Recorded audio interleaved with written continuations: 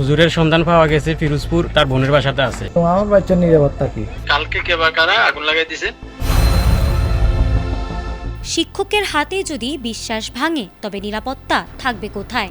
যে প্রতিষ্ঠানে শিশুদের নৈতিকতা, শালীনতা আর সৎ পথে চলার পাঠ দেওয়া হয়, সেই মাদ্রাসা থেকেই যদি একজন শিক্ষক ছাত্রীকে নিয়ে পালিয়ে যান, তাহলে বিস্ময় আর ক্ষোভ একসঙ্গে ছড়িয়ে পড়াই স্বাভাবিক।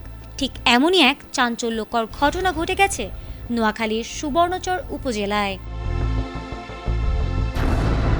ঘটনাটি ঘটেছে চরজব্বর ইউনিয়নের উত্তর চরহাসান গ্রামের সৈয়দ মুন্সি দারুল উলুম নুরানি মাদ্রাসায়। অভিযোগ রয়েছে ৩৫ বছর বয়সী সুপার মাহমুদুল হাসান তারই প্রতিষ্ঠানের সাবেক এক ১২ বছর বয়সী ছাত্রীকে নিয়ে পালিয়েছেন।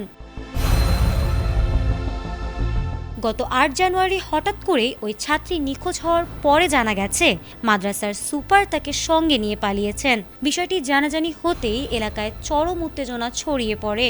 ক্ষুব্ধ অভিভাবকরা তখনই সুধারা মডেল থানায় একটি জিডি করেন। জানা গেছে পুলিশ তৎপরতা চালিয়ে ১০ জানুয়ারি ছাত্রীকে উদ্ধার করে পরিবারের কাছে ফিরিয়ে দিয়েছে। তবে অভিযুক্ত সুপার মাহমুদুল তখনই আত্মগোপনে তার গ্রামের বাড়ি পিরোজপুর জেলায় চলে গেছেন।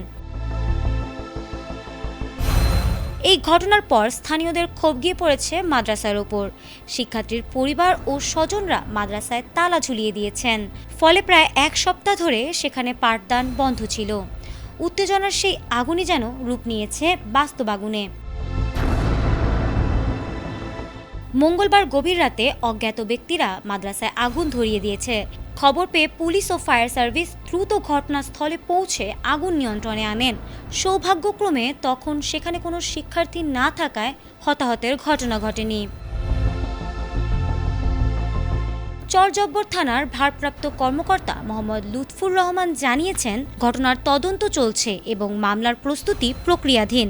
সকালে ঘটনাস্থল পরিদর্শন করেছেন সুবর্ণচর উপজেলার নির্বাহী কর্মকর্তা আকিব ওসমান। তিনি বলেছেন, উপজেলা প্রশাসনকে আগে এই বিষয়টি জানানো হয়নি, তবে ক্ষতিগ্রস্ত মাদ্রাসাটিকে সরকারিভাবে সহায়তা দেওয়া হবে।